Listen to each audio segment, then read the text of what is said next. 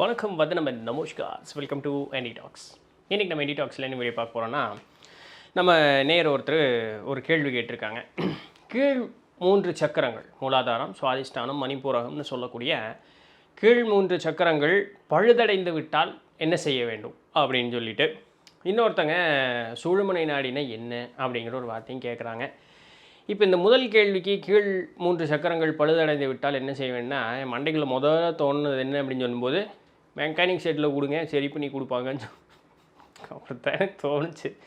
But anyway விளையாட்டு பேசலாம், that is okay. பாருங்கள், இந்த உடம்பு அப்படிங்கிறது வந்து தூளமான ஒரு விஷயம் அப்படிங்கிறத நம்ம பார்த்துருக்கோம். ஆனால் இந்த தூளத்தை உண்டாக்குவதற்கு என்ன தேவைப்பட்டதுன்னா சக்தி தேவைப்பட்டது. இவ்வளோதான். இது ரொம்ப ரொம்ப அடிப்படையான ஒரு லாஜிக். இப்போ இந்த சக்தி எந்த ரூபத்தில் செயல்பட்டுது அப்படின்னு சொன்னால் எண்ணம் அப்படிங்கிற ரூபத்தில் செயல்பட்டுது. அவ்வளோதான். எண்ணங்களுக்கு சக்தி உண்டு. இது நமக்கு தெரியும் இல்லையா? ஆதியில் முதல் பிறப்பு அப்படிங்கிறது ஒன்று எடுத்தோம் பாருங்கள். அந்த ஆதியில் முதல் பிறப்பு எப்படி எடுத்தோம்? எதனால் எடுத்தோம்? அந்த ஆதியில் முதல் பிறப்பு ஏதோ ஒரு எண்ணம் தோன்றியது. எண்ணத்திற்கு வந்து உருவில்லை, அது கற்பனை போல் தோன்றியது. முதல் எதுவுமே இல்லாத இடத்துல முதல் எண்ணம் எப்படிப்பா தோன்றியது? அது தானாக தோன்றியது, எதர்ச்சியாக தோன்றியது. அதற்கு விளக்கம் சொல்ல முடியாது. அப்படியே தோணுச்சுப்பா, அவ்வளோதான். அந்த எண்ணம் தோன்றுச்சு. தோன்றுறதில் தொடர்ந்தே மனம், சித்தம், புத்தி, அகங்காரம்னு 4 கூட வந்தது, அந்த கரணம்னு. அப்போ அந்த அகங்காரம் எச்சா கூடி வேலை செய்யும்போது இன்றைக்கி நம்ம இருக்கக்கூடிய இந்த நிலைமைக்கு வந்துட்டோம். ஸோ எல்லாத்துக்குமே அந்த ஒரு எண்ணம் அப்படின்னு சொல்லக்கூடிய அந்த ஒரு நிலைப்பாடு அப்படிங்கிறதான் செயல்பட்டுக்கிட்டே இருக்குது. சரிங்களா? இப்போ இந்த பிரபஞ்சத்தினுடைய சித் சுரூபம், பிரபஞ்சம் அப்படிங்கிறது என்ன? இந்த பிரம்மம், சிவம் அப்படின்னு சொல்லக்கூடியது என்ன? சித் சுரூபம் அப்படின்னா அனைத்தும் அறிந்தது, அதுக்கு எல்லாமே தெரியும். அப்போது அறிவு எண்ணத்தோடு சேரும் பொழுது இப்படிப்பட்ட ஒரு பிரதிபலிப்பு அப்படிங்கிறது ஏற்படுது. ஆனால் இறைக்கு ஏற்பட மாட்டேங்குதே. அதுக்கும் நமக்கு இருக்க வித்தியாசம். ஏன்னா அதுக்கு மலச்சேர்க்கை அப்படிங்கிறது இல்லை, நமக்கு இருக்குது. இப்போ இறை உயிரை படைச்சிதா? இல்லை. ஏன்னா பதி, பசு, பாசம் என்பகர் 3இல் பதியினை போல் பசு பாசம் அனாதி. இறைங்கிற தன்மை இருக்கும் பொழுது பசுன்னு சொல்லக்கூடிய ஆன்மாவும் இருந்தது, அது கூடவே பாசம்னு சொல்லக்கூடிய அந்த மலச்சேர்க்கையும் அது கூடவே இருந்தது. ஸோ இது எல்லாமே அப்படியே ஆதி காலத்திலிருந்து இருந்தது. அப்போ இப்போ நம்ம ஃபார்வேர்டு வந்துட்டோம், ஆத்ம விசாரணை செய்கிறோம், நம்ம யோக பயிற்சிகள் சரி, என்ன ஒன்று ரிவர்ஸில் கிளம்பி போகிறோம். இவ்வளோ தான் நடந்துக்கிட்டு இருக்கிறது, மற்றபடி வேறு ஒன்றும் இல்லைன்னு பாருங்கள். அப்போ எல்லாத்திற்கும் ஆதியானது என்ன? எண்ணங்கள் தான் எல்லாத்திற்கும் ஆதியாக இருக்கக்கூடியது. அறிவினோட சேர்ந்து அந்த எண்ணம் அப்படிங்கிறது கூடும் பொழுது அது மனம், சித்தம், புத்தி, அகங்காரங்கிற 4ஓட அடுத்தடுத்து அதனுடைய நிலை மாற்றம் பெறும்பொழுது எல்லாமே ஒன்று தான். நிலை மாற்றம் பெறும்பொழுது என்ன ஆகுதுன்னா நமக்கு வந்து இந்த பிறப்பு அப்படிங்கிறது ஏற்பட்டுது. அப்படி வந்தது தான் இந்த உடல் அப்படின்னு சொல்லக்கூடியது. சரிங்களா? இப்போது இந்த உடலினுடைய கட்டமைப்புன்னு ஒன்று இருக்குது. 96 தத்துவங்களின் அடிப்படையில் இந்த உடலினுடைய கட்டமைப்பு அப்படிங்கிறது ஏற்படுது. சரிங்களா? இப்போ இந்த 96 தத்துவத்திற்குள்ளாக இந்த அறிவுன்னு சொல்லக்கூடிய சித்தும் இருக்கும், நம்ம அந்த கரணம்னு சொன்ன மனம், சித்தம், புத்தி, அகங்காரமும் இருக்கும். இந்த உடல் எழுப்பதற்கு முன்னதாக இருக்கக்கூடிய தத்துவங்கள் உண்டு. அதற்கப்புறம் உடல் எடுக்கணும்னு முடிவு பண்ணதுக்கப்புறம் இங்கெல்லாம் கூடணுமே, இந்த பஞ்சபூத கலப்போட எல்லாம் கூடி ஒரு உருவ அமைப்புன்னு வரணுமே. இங்கெங்கே இந்தந்த அவயங்கள் இப்படி இருக்கணும், இது இந்த வேலை செய்யணும் இல்லையா? ஸோ அந்த ஒரு சக்தி நிலை வந்து உள்ளே இப்படி வாங்கணும், கொடுக்கணும். ஸோ அதெல்லாம் சேர்ந்து தான் 96 தத்துவங்கள் அப்படிங்கிறது. அப்போ இந்த 96 தத்துவங்களோடு சேர்ந்து இந்த உடல் அப்படிங்கிறது ஒன்று உருவாகுது. இப்போ நம்ம பார்க்கறதுக்கு நம்ம வந்து தூளமாக தெரியலாம். நான் என்ன பார்த்துக்கிறேங்க இல்லையா? உங்களை நீங்கள் பார்த்துக்கலாம். நம்ம சக்தி ரூபம்னா சக்திங்கிறது வந்து ஒளி ரூபமாக இருக்கணும், மின்னணும் இல்லை அப்படின்னு பார்த்தோம்னா நம்மளை பார்த்தா மின்ற மாதிரியாக இருக்குது இல்லை. பிறக்கும்போது இருந்த கலர் கூட இன்றைக்கி இல்லை, எல்லாம் டவுன் ஆகிப்போச்சு. அப்போது நம்ம வந்து அந்த ஒளி மின்னக்கூடிய அந்த ஒரு சோதிமயமாக நம்மளுடைய உடல் மாற மாட்டேங்குது. அதுக்கு நிறைய காரணகாரங்கள்னு இருக்குன்னு பாருங்களேன். அது என்ன காரணம்? அப்படி எல்லா காரணங்களுக்கும் ஆதியானது எது? மறுபடியும் என்னதான் பிரச்சனை? இப்போது இந்த 3 சக்கரங்கள் பழுதடைந்து போச்சுன்னா, பழுதெல்லாம் அடையாத, பழுதடைந்து போச்சுன்னா அப்படின்னு சொல்லி ஒரு கேள்வி கேட்டதுக்கு இதெல்லாம் எதுக்குப்பா பேசிக்கிட்டு இருக்கேன்னா, எல்லாத்துக்கும் சோர்ஸ் எண்ணம் தான் அப்படிங்கிறது தான். ஏன்னா இந்த சக்கரங்கள்னு சொல்லக்கூடியது வந்து எப்படி வேலை செய்யுதுன்னா உணர்வுகளோடு கூடி வேலை செஞ்சுக்கிட்டு இருக்கும். இப்போது இயற்கையாக மூலாதாரம் என்ன ஒன்று, இந்த உலக விஷயத்தோட, உலக சம்பந்தத்தோடு நம்மளை நிலைநிறுத்தும். காசு பணம் வேணுமா? வேணும். பொண்டாட்டி புள்ள வேணுமா? வேணும். புருஷன் வேணுமா? வேணும். அப்பா அம்மா வேணுமா? வேணும். உடன்பிறப்பு வேணுமா? வேணும். உற்றார் சுற்றம் வேணுமா? வேணும். நிலம் வேணுமா? வேணும். மனை வேணுமா? வேணும். எல்லாமே வேணும் வேணும். இந்த உலகத்தோடு என்ன இருக்கோ அது பிணைச்சி நிற்கிறதுக்கு நமக்கு ஒரு நிலைப்பாடுன்னு ஒன்று வேணும். அருள் வேணுமா? வேணும். அதுவும் வேணும். எல்லாம் வேணும். அந்த வேணும்னு இந்த உலகத்தோடு நம்மளை பிடிச்சி நிற்க வைக்கிறது அந்த மூலாதாரத்தினுடைய வேலை தான். சுவாதிஷ்டானம் வரும்போது அது என்ன பண்ணுது? நமக்கு அடுத்து என்ன அந்த அந்த ஒரு ஒரு இனப்பெருக்கத்திற்குன்னு முக்கியத்துவம் கொடுக்கக்கூடிய அந்த இடமா இருக்குது. அது வந்து லோவர் கிரியேட்டிவிட்டி அப்படிம்பாங்க. கற்பனைக்கு அதிகப்படியான சார். ஆனால் இந்த உலக சம்பந்தத்தோடு இருக்கக்கூடிய கற்பனைகளுக்கு அதிகப்படியான முக்கியத்துவம் கொடுக்கக்கூடியது இனப்பெருக்கத்திற்கு உண்டானது. சரிங்களா? அடுத்தது மூலாதாரம், சுவாதிஷ்டானம், மணிப்பூரம் வரும்பொழுது பர்சனல் கனெக்ட். இப்போ நான் உங்கள் கூட பேசணும், நீங்கள் எங்கள் கூட பேசணும், உங்களை பார்த்தாலே நான் ஓடிட்டேன்னு வச்சுங்களேன். இன்ட்ரவர்ட் அப்படிங்கிறாங்க இல்லையா? இது இன்ட்ரவர்ட்னு சொல்கிறது கூட கிடையாதுங்க. அதை விட மோசம். எங்கிட்ட பர்சனல் கனெக்டே ஒருத்தங்க ஆகவே மாட்டாங்க. அந்த மாதிரி ஆட்களில் உண்டு தெரியுமா? அப்படி நீங்களும் ஒரு ஆட்களாக இருந்தீங்கன்னா உங்களுக்கு நான் என்ன சொல்கிறேங்கிறது புரியும். ஸோ இந்த மூன்றும் இந்த உலக வாழ்வில் சராசரியாக நம்ம வாழ்வதற்கு முக்கியமான ஒரு விஷயம். இது ஒன்றும் பெரிய ஒரு தப்பு ஒன்றும் கிடையாது. இல்லை, இந்த உலகத்தில் வாழணுன்னா அவன் எல்லாருமே முத்தி பேர் போகணுன்னு நினைக்கிறோமா? இல்லையே. எல்லாருக்குமே அது என்னமா இருக்கலாம், அதை நோக்கி எவ்வளவு தூரம் பயணிக்கிறோங்கிறது ஒன்று இருக்கு இல்லையா? நம்ம எல்லாத்திற்கும் முடிவு அப்படின்னு சொல்லக்கூடிய முக்தி தான் அப்படிங்கிறத புரிஞ்சுக்கிட்டு நமக்கு இன்னும் அந்தளவுக்கு பக்குவம் இல்லை. ஆனால் அதையும் நம்ம ஒத்துக்க மாட்டோம். பக்குவம் இல்லைன்னு தெரியுதுங்க. அப்புறம் பக்குவம் இல்லைன்னு சொல்லிவிட்டு இந்த உலக வாழ்க்கையோடவே இருந்தோம் அப்படின்னு சொன்னால் நம்ம முக்தி பேர் அடைய முடியாது பாருங்கள் அப்படின்னு சொல்லியும் போட்டு என்ன பண்ணுறோன்னா, நமக்கு இருக்கக்கூடிய விருப்பங்களையே நம்ம வெறுத்து ஒதுக்க ஆரம்பிக்கிறோம். அப்போ என்ன ஆகும்? இந்த கீழே இருக்கக்கூடிய 3 சக்கரங்கள்லேருந்து வெளிப்படக்கூடிய அந்த சக்தி அப்படிங்கிறது வெளிப்படாது. இதில் கூத்தே என்ன அப்படின்னா, சக்தி 2 வழியாக நம்மளுடைய உடலுக்குள்ளே பயணிக்கும். ஒன்று கீழ் மூலாதாரத்திலிருந்து மேல் நோக்கி போகும், இன்னொன்று அண்ட சக்திங்கிறது மேலேருந்து தலை வழியாக உடலுக்குள்ளே வரும். இப்போ இந்த உடலுக்குள்ளே வந்தாலும் சரி ரெண்டையுமே பார்ப்போமே. கீழே இருந்து சக்தி மேலே ஏறுதுன்னு பார்க்குறோம்னா நம்ம என்ன பண்ணுறோன்னா, இந்த உலக சம்பந்தமாக இருக்கக்கூடிய விஷயங்கள் மீது நம்ம பயங்கரமாக ஒரு வெறுப்பை ஏற்படுத்திக்கும் பொழுது உணர்ந்து ஒதுக்கலை. நல்லா புரிஞ்சுங்க. உணரும் பொழுது நீங்கள் ஒதுக்கணுன்னே அவசியம் கிடையாது. நீங்கள் அப்படியே இருப்பீங்க, அவ்வளோதான். நீங்கள் எதையுமே வேணும்னு சொல்ல மாட்டீங்க, வேண்டாம்னு சொல்ல மாட்டீங்க. உணரும் பொழுது நீங்கள் பேசாமல் இருப்பீங்க, அவ்வளோதான். ஆனால் நம்ம என்ன பண்ணுறோன்னா, வெறுக்க ஆரம்பிக்கிறோம். இது தப்பு, இது தப்பு, இது தப்பு. அப்படி பண்ணக்கூடாது. அப்படி பண்ணும்பொழுது என்ன ஆகுனா, அந்த இடத்துல அந்த சக்தி நிலை அப்படிங்கிறது அப்படியே டவுன். இவனுக்கு இது தேவையில்லை போல், அப்போ அந்த இடத்துல சக்தி கொடுக்கறதுக்கு பதிலாக வேற எங்கேயாவது குடியா அப்படின்னு சொல்லி அது எல்லாத்தையும் டீட்டூர் விட்டு மாற்றி விட்ரும். இப்போ ஒரு இடம் நல்ல வளமான ஒரு கிராமம், சரிங்களா? நான் வளமாக தானே இருக்குது, எல்லாம் நிலத்தடி நீர் இருக்குது, எல்லாம் நல்லா தான் இருக்குது, நஞ்சையும் புஞ்சையும் நல்லா தான் இருக்குது. என்ன பண்ணு, அந்த இடத்துக்கு பாசனத்துக்கு போகிறது எல்லாத்தையும் மாற்றி வேறு இடத்துக்கு குடியா, அந்த கொடு அப்படின்னு வெட்டி விட்டுறாங்க. எத்தனை நாளைக்கு அந்த இடம் வளமாக இருக்கும்? எத்தனை நாளைக்கு அந்த நஞ்சை முஞ்சியும் நிலத்தில் இருக்கக்கூடிய மண்ணை நம்பியே வாழ்ந்துட்டுருக்கும்? எத்தனை நாளைக்கு இந்த வானத்துலேருந்து வரக்கூடிய மழை நம்பியே வாழ்ந்துருக்கும்? இல்லை, ஒரு கட்டத்தில் அது பட்டு போயிடும். அதுபோல் இந்த கீழே இருக்கக்கூடிய நிலைகளை வெறுத்து வெறுத்து வெறுத்து வெறுத்து ஒதுக்கும் பொழுது அந்த சக்தி இவனுக்கு இது தேவையில்லை போல், அந்த இடத்துல வேலையே செய்ய மாட்டேங்குது, அந்த இடத்துக்கு சக்தியே போக மாட்டேங்குது. போனேன்னா அந்த சக்கரங்களினுடைய சக்தி இப்படி குன்றி போயிடும். இப்போ இது குன்றும் பொழுது என்னென்னலாம் ஆகும்? சோம்பேறித்தனம் வரும். இந்த உலகத்தில் இருக்கக்கூடிய எந்த விஷயங்கள்னாலும் ஈடுபாடு வராது. இதை நம்ம என்ன நினச்சிக்கிறோன்னா, நமக்கு ஞானம் வந்துருச்சுன்னு நினச்சிக்கிறோம். அது முட்டாள்தனம், சரிங்களா? ஞானி பாருங்க, அவர் இந்த உலக விஷயத்தோடவே சமமாக பாட்டுக்கு இருந்துக்கிட்டே இருப்பார். அவருக்கு பசிக்குதா சாப்பிடுவார், வேண்டான்னு முடிவு எடுத்தார்னா வேண்டான்னு இருப்பார், தாகம் எடுக்குதா தண்ணி குடிப்பார், வேண்டான்னு முடித்து வேண்டான்னு இருப்பார். இது இலகுவாக நடக்கும், வலுக்கட்டாயப்படுத்தி நடக்காது, சரிங்களா? ஒரு பிள்ளை பார்க்குறார், புள்ள அழகாக இருக்குன்னு நினைப்பார். சாமியை பார்க்குறார், அழகாக இருக்குன்னு நினைப்பார். அவர் ஆனால் அந்த எந்த உணர்வும் இல்லாமல் அப்படி பார்த்துட்டே இருப்பார். அது எல்லாமே இயற்கையாக நடக்கும். நமக்கு அப்படி இருக்காது, அப்படி இருக்கிறது இல்லை.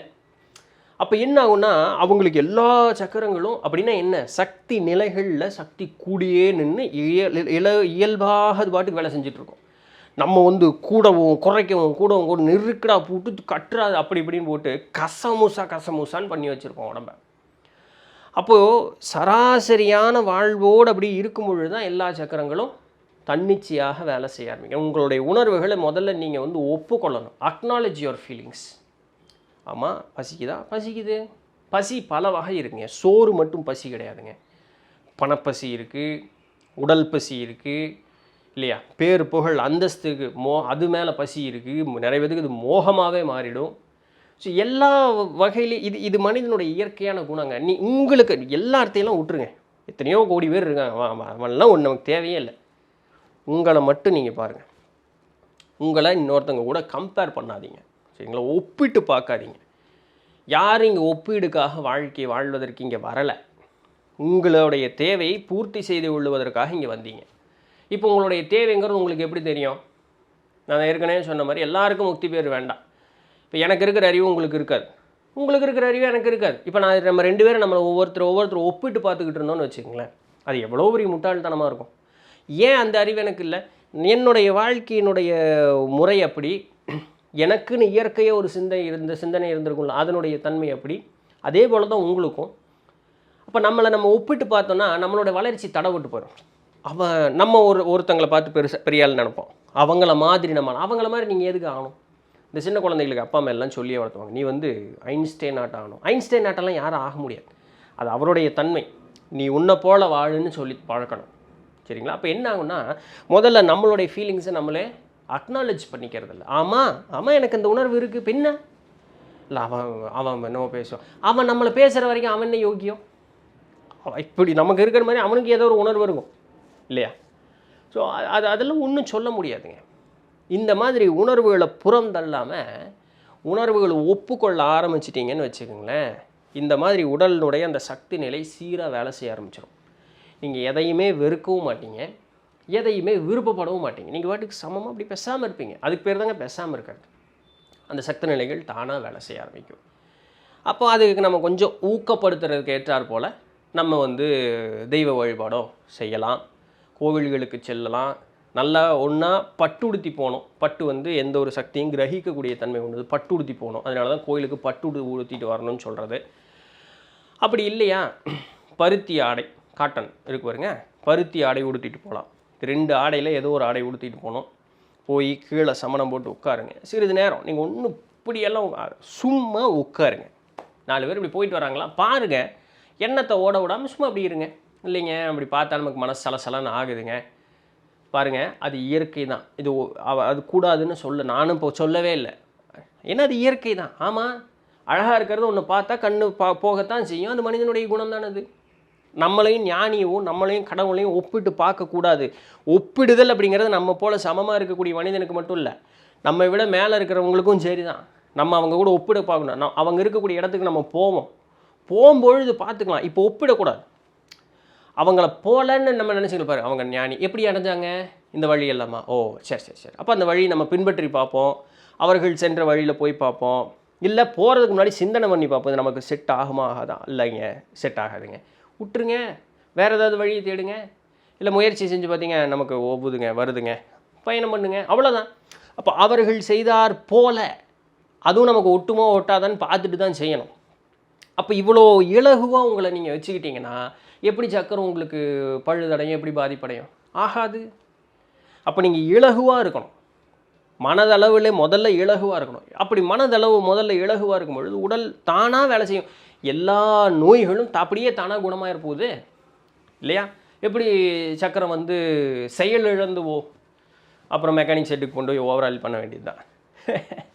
மெக்கானிக் செட்டு உங்கள் மனசு தான், பிரச்சனை கொடுக்குறதும் அதுதான், பிரச்சனையை தீர்க்கிறதும் அதுதான். சரிங்களா?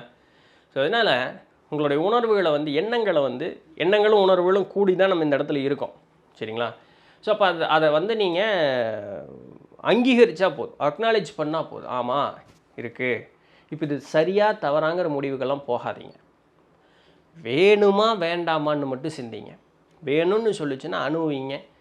இல்லைப்பா ஆனால் போதுங்கிற எண்ணத்தையும் வச்சுங்க. இல்லைப்பா வேண்டாம், நமக்கு போக வேண்டிய பாதை எங்கே, அதனால் அது வேண்டாம் அப்படிங்கிற எண்ணத்தையும் வச்சுக்கங்க. அப்போ வேணுங்கிறத அணுகும் பொழுது அன்றீங்க, வேண்டாங்கிற எண்ணமும் இருக்குது. இப்போ நீங்கள் ஒரு வேண்டாங்கிறதுக்கு முக்கியத்துவம் கொடுக்குறீங்க, ஆனால் செய்யணும்னு ஒரு ஊக்கம் உள்ள செய்யுங்க. ஒரு கட்டத்துக்கு மேலே உங்களை அறியாமையே நீங்கள் அண்டி போய் செஞ்சது ஒரு கட்டத்தில் அப்படி நிறுத்தியிருப்பீங்க உங்களை அறியாமையே. அது இயற்கையாக நடக்கணும், வலுக்கட்டாயத்தின் பேரில் நடக்கக்கூடாது. நீங்களும் யாரையும் கட்டாயப்படுத்தவும் கூடாது.